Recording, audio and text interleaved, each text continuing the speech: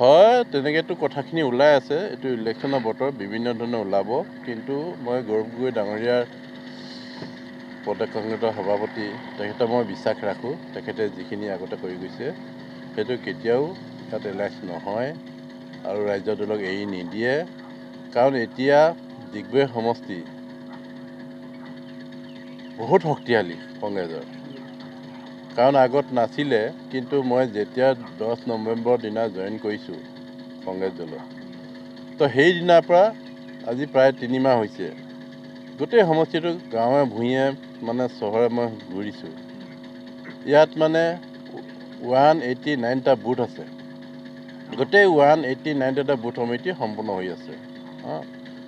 14টা মণ্ডল আছে।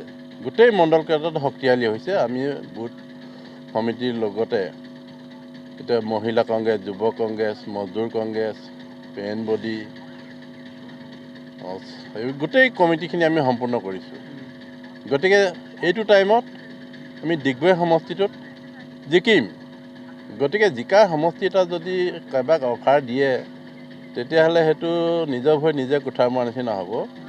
গতিকে মই কথা দিছোঁ, আজিও আমি যেনেকুৱা ধৰণে আমি ঘূৰি আছোঁ, গোটেই ডিগবৈ সমষ্টিবাসীয়ে এইবাৰ মন বান্ধি লৈছে। এবাৰ কংগ্ৰেছ দলক ভোট দিব আৰু গৌৰৱ গগৈ ডাঙৰীয়াক মুখ্যমন্ত্ৰী বনাব আৰু ডিগবৈ সমষ্টিত জিকাটো নিশ্চিত।